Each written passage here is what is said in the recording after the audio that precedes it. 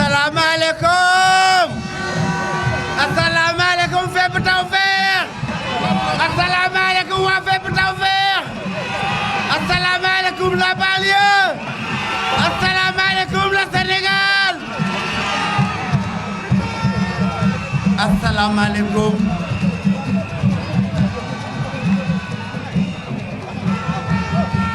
asalaamaaleykum waa parti fépp Tawfekh asalaamaaleykum mbokk yi xarit yi asalaamaaleykum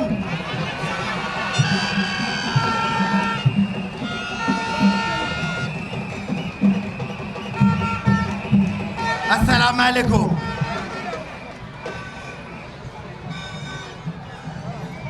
ñi ngi nuyu ñëpp di ziare ñëpp di am kontante tey di bis bu màgg ci parti fépp Tawfekh ndax tey parti fépp Tawfekh xëy ci suba def son congrès d'investiture ci ngoon gi ñu ñëw fii ci Pikine pour def la restitution jàkkaarloo ak peuple sénégalais à travers nos amis journalistes pour waxtaan leen la nga xam ni moo jóge ci congrès bi duma dellusiwaat ci nuyu ndax le secrétaire général du parti Mamadou Diallo jaar na ci léegi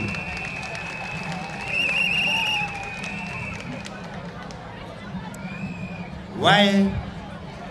dinañ sant tey gërëm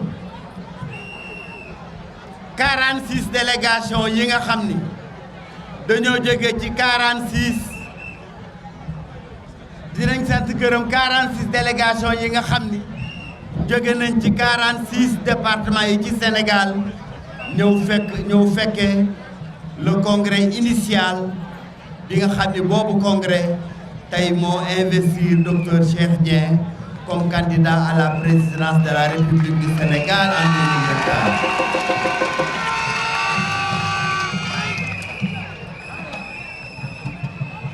Sama intervention bëgguma mu gudd ndax daa commencé guddi dinaa ko tënk li ñu des ma jox ko journaliste yi ñoom dinañu am l'intégralité de la déclaration bi di ñaar benn bi mu jëm ci la résolution numéro 05 portant adoption de la position du parti sur l'actualité politique nationale.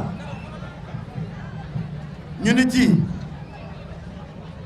le congrès approuve l'initiative d'adhésion du parti fépp Tawfekh à la coalition Yewwi Askan Wi et engage le président du parti à tout mettre en œuvre pour le renforcement de ce cadre unitaire de l'opposition. Par ailleurs, le congrès engage le président du parti à mettre en place avec tous les acteurs politiques et de la société civile des plateformes de lutte et de surveillance du processus électoral pour l'organisation d'élections démocratiques et transparentes. Maanaam parti fépp Tawfekh ngeen yëg ko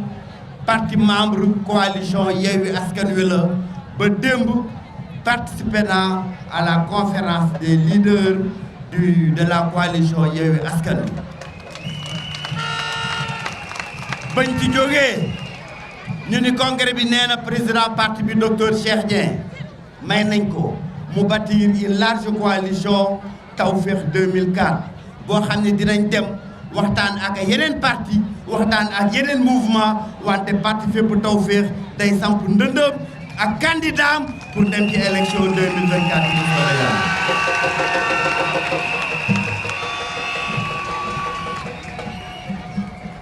Sur la question du processus électoral,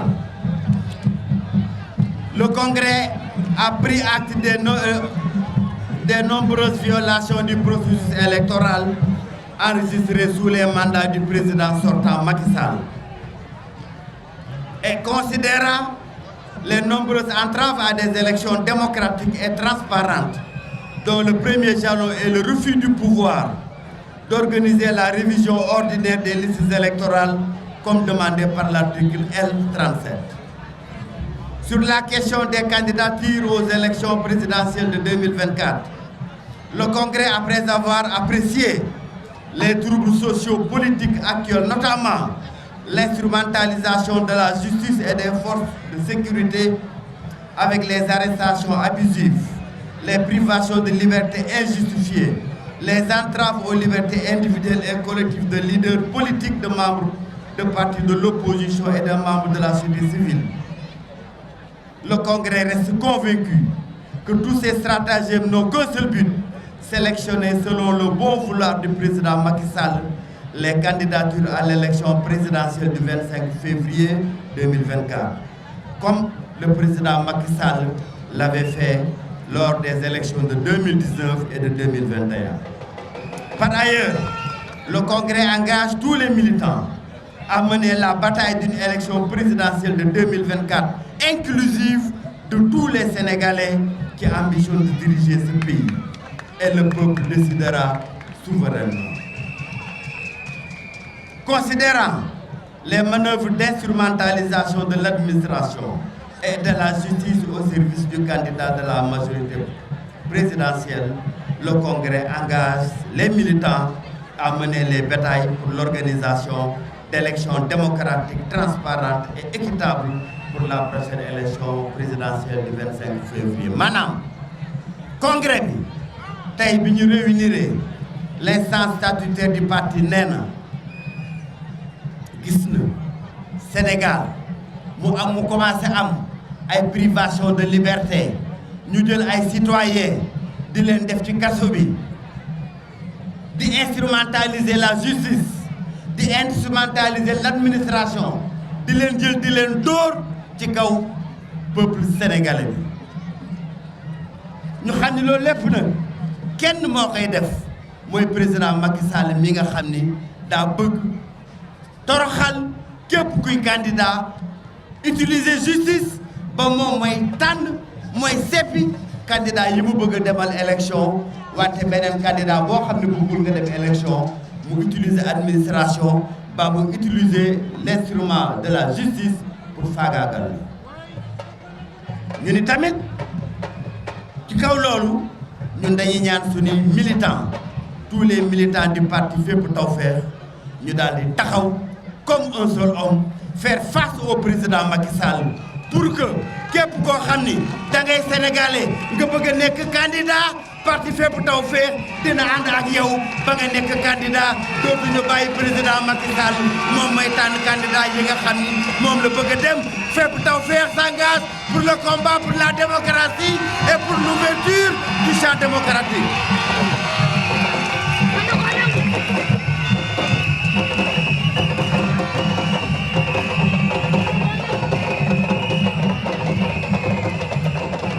Sur la question du troisième mandat du président sortant Macky Sall kay tëgg may mu tuuti basa basa.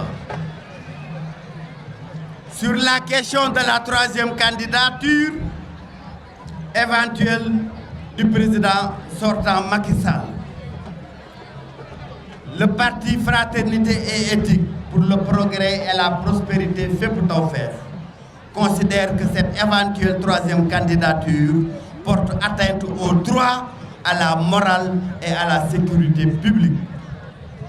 Le parti Fépp Tawfekh imputera au président sortant Macky Sall toutes les conséquences qui pourraient découler de sa déclaration de candidature illégitime et illégale. C'est pourquoi le Congrès engage tous les militants de Fépp Tawfekh à se tenir debout pour obliger le président sortant Macky Sall à respecter la Constitution sur le nombre de mandats qui ne souffre d'aucune ambiguïté et qui est limité à 2 mandats de président Macky Sall jeexal na ñaari mandat maanaam congrès bi nee na ñun d'accorduñu tey d'accorduñu ëllëg ci troisième candidature président Macky Sall candidature la boo xam ni bu subaa lépp lu mu jur ci ay jiixi jaaxa ci réew mi le président Macky Sall xam ni moom mooy le seul instigateur de ces troubles-là ndax amul droit def troisième candidature boobu candidature yelluwul àndul ak moral àndul ak droit àndul ak légalité lépp loo xam ne nag bu subaa juddu na ci nañ xam ni président Macky Sall moom mooy le seul responsable de trouble yi nga xam ni candidature yi mën na koo indi moo tax congrès bi ni day ñaan tous les candidats tous les militants de fépp Tawfekh ñu taxaw aux côtés de l'opposition taxaw aux côtés de la société civile taxaw aux côtés du peuple sénégalais pour faire barrage à cette candidature illégitime et illégale du président Macky Sall en 2024 loolu mooy résolution bi nga xam ni bëggoon naa ko partager ak le peuple sénégalais ñu xam de manière très claire et sans équivoque lan mooy la position du congrès du parti Fépp Tawfekh sur la question de la troisième candidature et l'actualité politique au Sénégal.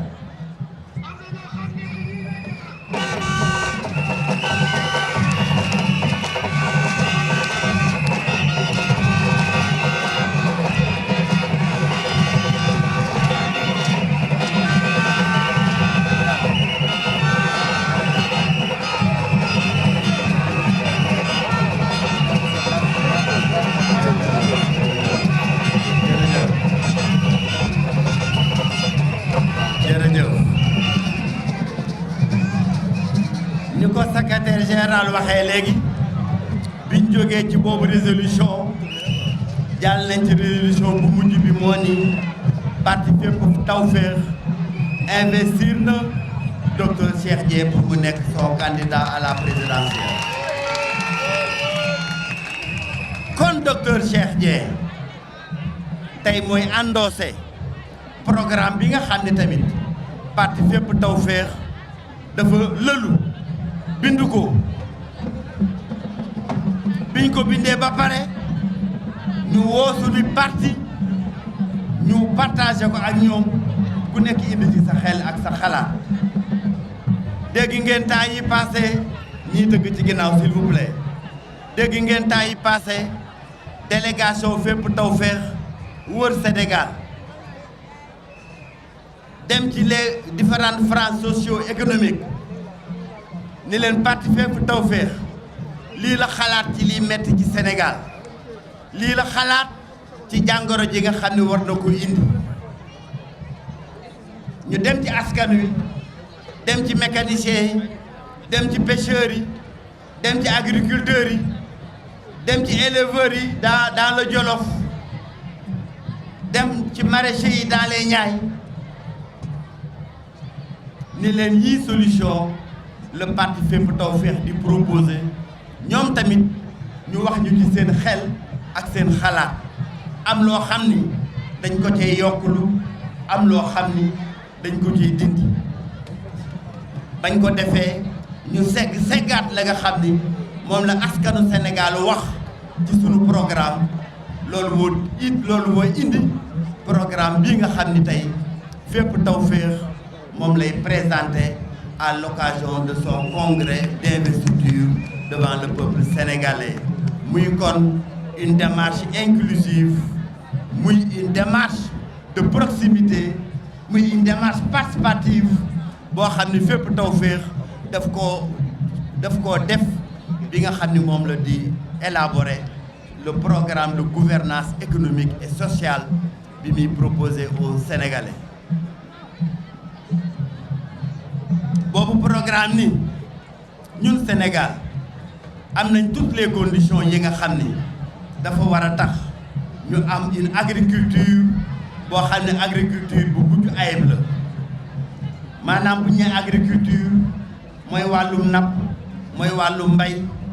mooy wàllu càmm mais ñun agriculture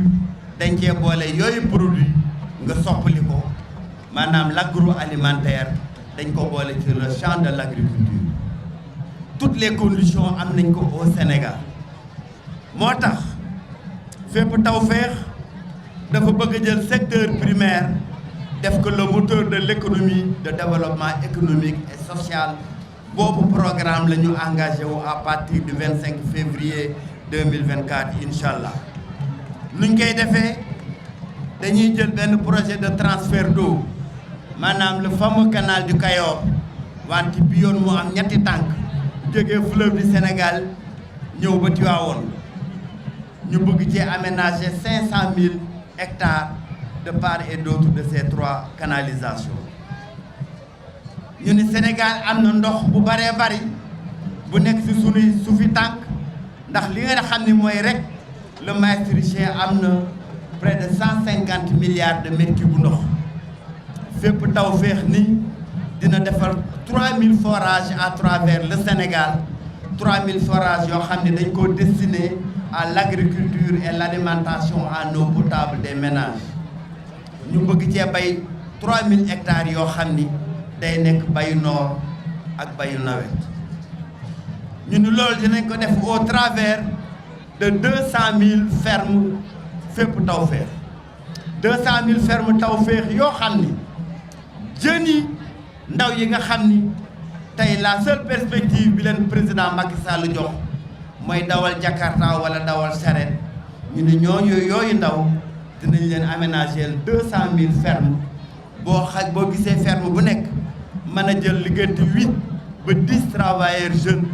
nga xam ni kon le fépp Tawfekh s'engage à créer plus de 2 millions d'hectares 2 millions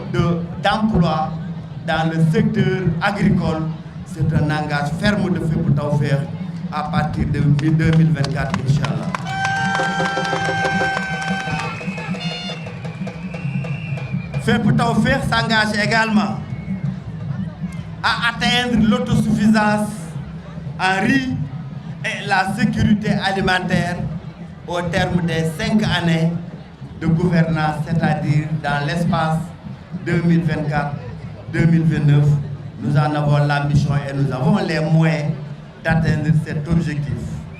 Fépp Tawfekh s'engage également pour l'autosuffisance en production de cultures fourragères, parce que l'élevage est un domaine prioritaire qui malheureusement ne mobilise pas plus de 2% du budget national. Fépp Tawfekh s'engage à faire un secteur productif. Fépp Tawfekh s'engage également à l'horizon 2029 à redynamiser la filière coton et la création d'industries textiles et enfin le renforcement des services agricoles.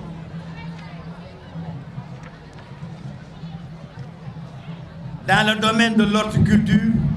Fépp Tawfekh s'engage à l'horizon 2029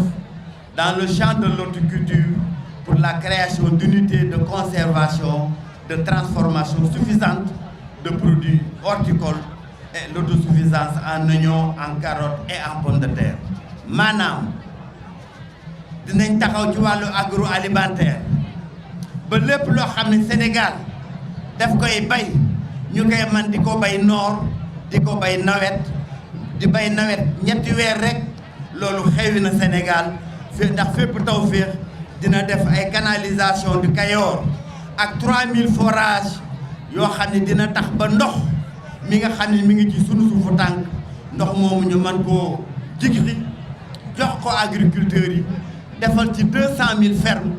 200 000 fermes boo jàppee ni bu ci nekk dina def diggante juróom-ñett ba fukki ndaw yu ci mën a liggéey mooy Fépp Tawfekh engagé wu na ci 2 millions d'emplois pour les jeunes et pour les femmes à l'horizon 2029 dans le domaine de la production agricole et de l'eau. Fépp Tawfekh tamit engagé wu na ci ni li nga xam ne dañ koy bay muy nëb te loolu ñu gis ko mu bari dans les Niayes dinañ defar ay unités de transformation ak ay unités de conservation yu mat yoo xam ni bay mu nëb loolu day xewi Sénégal ndax loolu am yàq la boo xam ni dina jeex Sénégal avec le gouvernement de Fépp Tawfekh. li nga xam ni dafa jëm li nga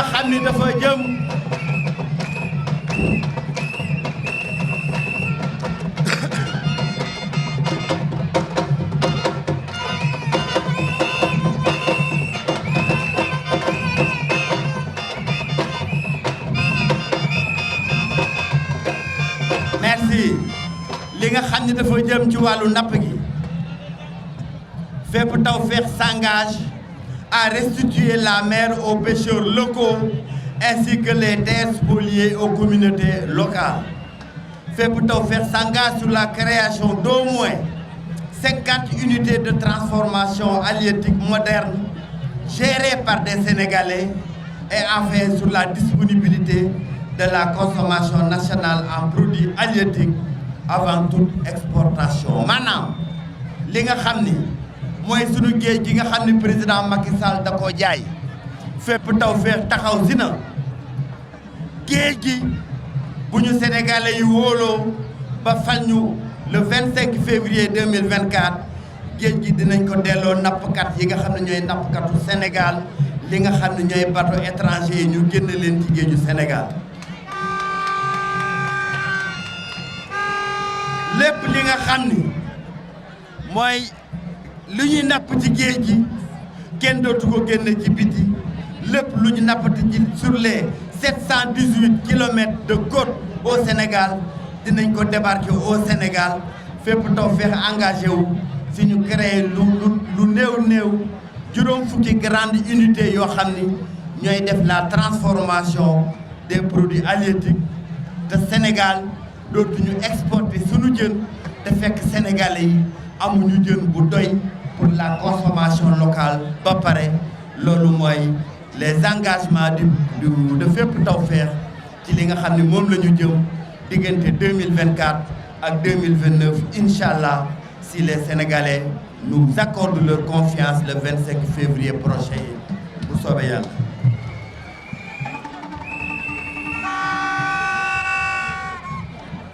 ci li nga xam ni moo jëm ci la maîtrise de l'eau et de l'énergie productive Fépp Tawfekh constate que le Sénégal a des potentialités énormes en eau de surface qui sont estimées à 31 milliards de mètres cubes et les eaux souterraines entre 410 et 585 milliards de mètres cubes, soit 3000 mètres cubes par an et pour chaque Sénégalais. Dans ces conditions, le Sénégal n'est pas un pays pauvre en eau. Au contraire, le Sénégal possède toutes les potentialités nécessaires pour son développement agricole à travers une bonne maîtrise de l'eau. C'est pourquoi, aussi, pensant à la sécurité énergétique, le Sénégal se caractérise par une forte dépendance aux importations de pétrole et des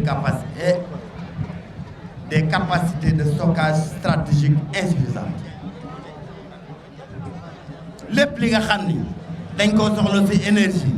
dañ koy jéggaani bitim réew à travers le pétrole li ci ëpp bo ndax 30% kese lañ amagum ci énergie solaire ak suñu capacité de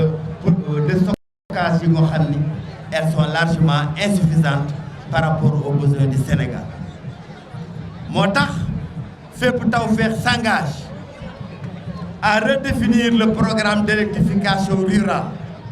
en mettant l'énergie productive et non pas seulement l'énergie d'éclairage comme le fait le régime actuel, mais de mettre l'énergie productive au cœur du développement de l'électrification rurale, c'est-à-dire une énergie qui est capable d'aider le paysan à cultiver une énergie de production. C'est une énergie qui fait tourner les machines pour la transformation des productions agricoles. Nous nous engageons donc également dans le domaine de l'eau à généraliser les systèmes d'irrigation qui sont faiblement consommateurs en eau et en énergie, qui sera de l'énergie solaire quasi exclusivement, à optimiser et rationaliser la gestion des eaux pluviales, à construire des barrages sur le fleuve Sénégal et à initier un vaste programme mixte énergétique pour accompagner les grands chantiers économiques. Et enfin, à réactualiser le programme d'investissement de la Sénélec en accroissant ses capacités et en mettant l'accent sur les besoins de la politique d'industrialisation. maanaam fépp Tawfekh dafa taxaw ci ni Sénégal li nga xam ni am na ko ci potentiel énergie solaire ñun bu ñu sénégalais yi falee dinañ jël boobu énergie solaire mu nekk la principale source d'énergie pour les sénégalais ñu fexe ba ci kaw gi nga xam ni énergie bañ fay yóbbu pour taal ay lampe la ñu ni énergie ba nga xam ni fépp Tawfekh dina ko fa yóbbu day nekk énergie boo xam ni énergie bu ñuy bayee la day nekk énergie boo xam ni énergie buy tourner ay machine la fépp Tawfekh nii li nga xam ni mooy capacité Sénélec dinañ ko yokk bu baax a baax a baax ba Sénélec nekk société boo xam ni dina jox courant les villes dina jox courant également les villages ndax amuñu tey pour am 2 catégories de sénégalais yenn sénégalais yi nga xam ni dañ leen di jox ndox mu day yeneen sénégalais yi nga xam ni duñ leen jox ndox mu day duñ leen jox courant bu day ci wàllum njàng fépp Tawfekh constate que notre système colonial notre système scolaire est resté fondamentalement colonial incapable d'intégrer les enjeux de prise en charge de nos patrimoines culturels, religieux et historiques, encore moins ceux de la modernité, notamment liés à l'introduction ou la maîtrise de l'informatique et de l'engrais par nos enfants. Mais les parents n'ont-ils pas le droit de réclamer à leur système scolaire que leurs enfants soient formés selon les valeurs de culture et de religion fondatrices de la société de demain que nous voulons? Fépp Tawfekh s'engage à apporter des réformes profondes qui ont pour objectif de passer de l'école française à une école véritablement sénégalaise, une école sénégalaise qui intègre nos valeurs de civilisation, nos valeurs de culture et nos valeurs de religion. Fépp Tawfekh s'engage de ce point de vue à rendre effectif l'enseignement religieux dans les écoles à partir de la case des tout-petits jusqu'à la terminale. Que cela soit le Coran, le catéchisme et les pratiques religieuses. Sur l'effectivité de l'enseignement des langues nationales et de l'anglais qui seront généralisées à partir du primaire. Fépp Tawfekh s'engage sur l'effectivité de l'enseignement des TIC à partir du cycle primaire. Fépp Tawfekh s'engage sur la prise en charge des daara dans le système éducatif et l'effectivité du Serigne Dara. Maanaam Fépp Tawfekh ñu ni